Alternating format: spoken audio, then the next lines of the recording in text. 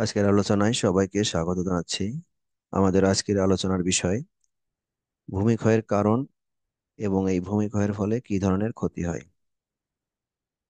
প্রথমেই জেনে নিই ভূমিক্ষয় বলতে কি বোঝায়। ভূমিক্ষয় হলো জমির উপরিভাগের মাটি এক স্থান থেকে অন্য স্থানে চলে যাওয়া। এটা বিভিন্ন কারণে বা বিভিন্ন উপায়ে হতে পারে। কি কি উপায়ে ভূমিক্ষয় হয় বা ভূমিক্ষয় কত ধরনের? প্রধানত দুইটি উপায়ে ভূমিক্ষয় হয়। আমরা ভূমিক্ষয়কে দুই ভাগে ভাগ করতে পারি, যেমন প্রাকৃতিক উপায়ে ভূমিক্ষয় হয় এবং কৃত্রিম বা মানবসৃষ্ট উপায়ে ভূমিক্ষয় হয়। এখন এই ভূমিক্ষয়ের ফলে কি কি ধরনের ক্ষতি হয় আমরা এই প্রাকৃতিক এবং মানবসৃষ্ট উপায়গুলো একটু পরেই জানবো। ভূমিক্ষয়ের ফলে কি ধরনের ক্ষতি হয়? জমির পুষ্টি কমে মাটি অনুর্বর হয়, ফলে সার বেশি লাগে। যেহেতু জমির উপরিভাগের মাটি স্থানান্তরিত হয়, জমির উপরিভাগের মাটি এক স্থান থেকে অন্য স্থানে সরে যায়, ফলে এই উপরিভাগে যে ধরনের পুষ্টি উপাদান থাকে সেই পুষ্টি উপাদানগুলো এখান থেকে ধুয়ে যায়, যে কারণে মাটি অনুর্বর হয় এবং সার বেশি লাগে। মাটির উৎপাদন ক্ষমতা কমে যায়, যেহেতু পুষ্টি উপাদান কমে যায়, অনুর্বর হয়ে যায়, সেই জন্য মাটির উৎপাদন ক্ষমতা কমে যায়, এই মাটিতে ফসল ভালো হয় না। নদী নালা খাল বিল ইত্যাদি ভরাট হয়, ফলে বন্যা হয়, আর বন্যা হলে ফসলের ব্যাপক ক্ষতি হয়। জমি নিচু হয়ে জলাবদ্ধতা সৃষ্টি হয়। যেখান থেকে ভূমিক্ষয় হয় সেই জমি নিচু হয়ে যায়, এবং নিচু হওয়ার ফলে ওই জমিতে পানি জমে থাকে বর্ষাকালে, এবং পানি জমে থাকার কারণে ফসল উৎপাদন ব্যাহত হয়। গাছের গোড়ায় মাটি সরে গাছের ক্ষতি হয়।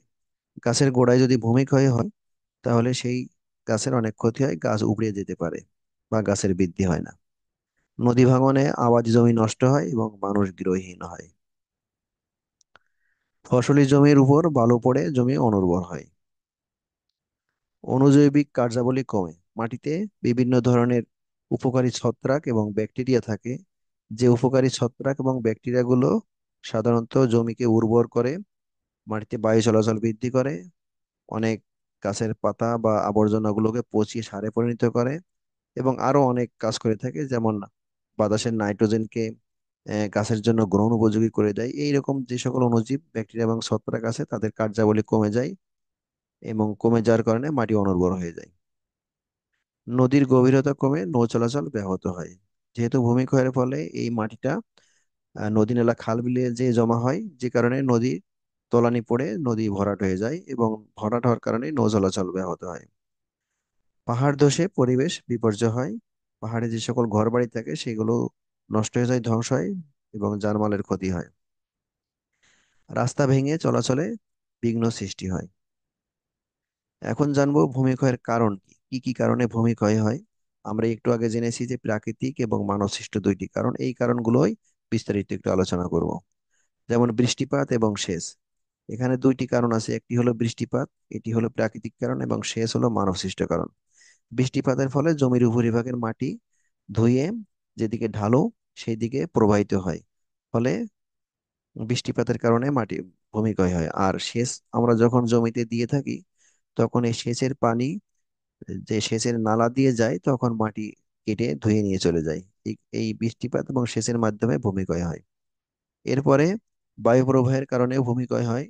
যদি জমি শুষ্ক হয়, অনেকদিন বৃষ্টি না হয়, তাহলে ধুলার সৃষ্টি হয়, এবং জোরে বাতাস প্রবাহিত হলে সেই ধুলা উড়ে এক স্থান থেকে অন্য স্থানে চলে যায়। এইভাবে ভূমিক্ষয় হয়ে থাকে। এরপরে বন উজাড়, মানে গাছপালা কেটে ফেলা বা বনভূমি ধ্বংস করা। বনভূমি কি করে? বনভূমি তার গাছের শিকড় মাটিকে শক্তভাবে আঁকড়ে ধরে রাখে। বিশেষ করে পুকুর পাড়, রাস্তার ধারে যে গাছপালা থাকে সেগুলো শিকড় মাটিকে আটকে ধরে রাখে, যে কারণে সেখানকার রাস্তাঘাট বা আহ, পুকুর পাড় সহজে ভেঙে যায় না। তাছাড়াও যদি কোনো সমতল ভূমি হয়ে থাকে, সেই সমতল ভূমির উপর গাছের পাতা পড়ে মাটিকে আবৃত করে রাখে, ঢেকে রাখে, ফলে সহজেই ভূমিক্ষয় হয় না। কিন্তু যখন আমরা গাছ কেটে ফেলবো তখন এই মাটিটা উন্মুক্ত হয়ে যায়, এবং সহজেই বৃষ্টিপাত বা বায়ু প্রবাহের কারণে ভূমিক্ষয় হতে পারে। এরপর আছে ভূমির ঢাল।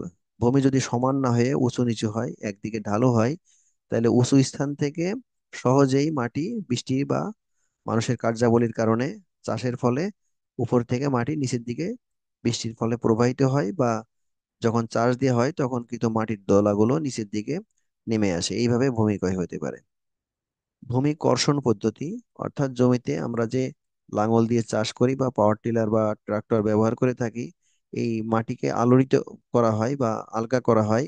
এইটার সময় যদি কোনো জমি একদিকে ঢালু হয়ে থাকে, তাহলে এই ঢালু বরাবর যদি আমরা চাষ দেই, তাহলে কি হবে, উপর দিকের মাটিগুলো নিচের দিকে গড়িয়ে আসে।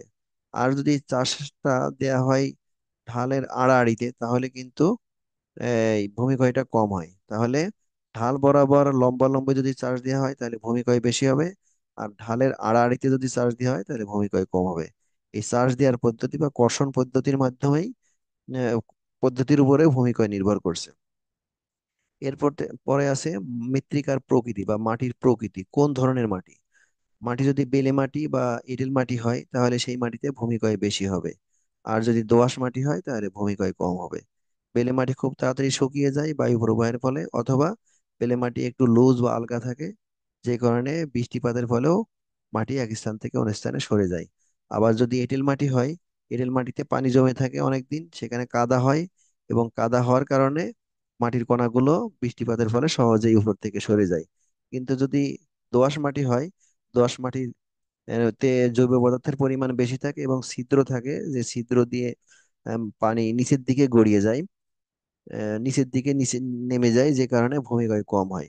আর যদি এঁটেল মাটি হয় তাহলে পানি নিচের দিকে যেতে পারে না, মাটি পানি ভূমির উপর দিয়ে গড়িয়ে যায়, যে কারণে ভূমিক্ষয় হয়। এরপরে আছে শস্যের প্রকৃতি, আমরা কোন ধরনের ফসল চাষ করব তার উপরেও নির্ভর করছে যে ভূমিক্ষয় হবে কিনা।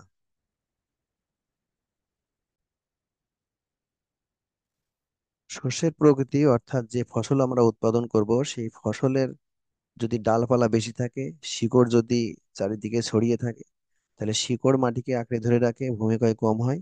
আবার ডালপালা যদি বেশি থাকে, মাটির উপরিভাগ যদি ঢেকে রাখে, তাহলে ভূমিক্ষয় কম হবে, যেহেতু মাটি উন্মুক্ত থাকে না। আর যদি শিকড় গভীরমলি হয়, নিচের দিকে যায়, এবং ডালপালা যদি কম হয়, পাতা কম হয়, তাহলে জমির উপরিভাগটা কিছুটা উন্মুক্ত থাকে, এবং বায়ু প্রবাহ বা বৃষ্টিপাতের ফলে ভূমিক্ষয় বেশি হয়। এরপরে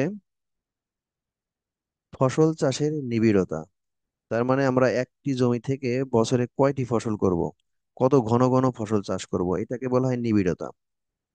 যদি আমরা একটি ফসল কাটার পরেই আবার আরেকটি ফসল চাষ করি, আবার সেটি সংগ্রহ করার পরে আরেকটি ফসল চাষ করি, জমিকে যদি কোনো অবস্থাতেই আমরা রেস্ট না দেই, তাহলে এই ফসল চাষের নিবিড়তা বেড়ে যায়, এবং জমিকে যত বেশি চাষ দেওয়া হয় বা বিভিন্ন কাজে ব্যবহার করা হয়, তখন ততই ভূমিক্ষয়ের পরিমাণ বাড়ে। এরপরে নদী ভাঙনের কারণে ভূমিক্ষয় হয়, এটা আমরা আহ, জেনে থাকি।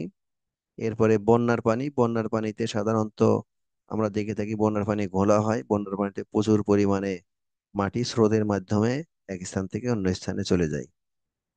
জুম চাষ, এটা হলো পাহাড়ে মাটিতে গর্ত করে চাষ করা হয়, গাছ লাগানো হয়। পাহাড়ে যখন পাহাড় ঢালু থাকে, এই পাহাড়ে যখন গাছপালা লাগানো হয়, গর্ত করা হয়, তখন মাটির দলাগুলো উপর থেকে নিচের দিকে গড়িয়ে যায়, এভাবে ভূমিক্ষয় হয়। যানবাহন চলাচলের ফলেও ভূমিক্ষয় হয়। যদি পাকা রাস্তা না হয়ে কাঁচা রাস্তা হয় তাহলে ভূমিক্ষয়টা বেশি হয়। এরপরে খাল ও পুকুর খননের মাধ্যমে মানুষ সৃষ্ট কারণ এটি, মানুষ এক স্থানের মাটি অন্য স্থানে নিয়ে যায়। রাস্তা ও বাড়িঘর নির্মাণের ক্ষেত্রেও এটিও মানব সৃষ্ট কারণ, মানুষ এক স্থান থেকে অন্য স্থানে মাটি সরিয়ে ফেলে, এভাবে ভূমিক্ষয় হয়। তাহলে এই ছিল আমাদের আজকের আলোচনার বিষয়বস্তু। সবাইকে ধৈর্য সহকারে শোনার জন্য এবং দেখার জন্য অসংখ্য ধন্যবাদ। যদি ভিডিওটি ভালো লাগে, শেয়ার করে অন্যকে দেখার সুযোগ করে দিবেন। কৃষি বিষয়ক কোনো কিছু জানার থাকলে কমেন্টে লিখে জানাতে পারেন। আর আমি আগামীতে আরেকটি ভিডিও করব, ওই ভূমিক্ষয় কিভাবে আমরা প্রতিরোধ করতে পারি সেটি দেখার জন্য আমন্ত্রণ থাকলো। আল্লাহ হাফেজ।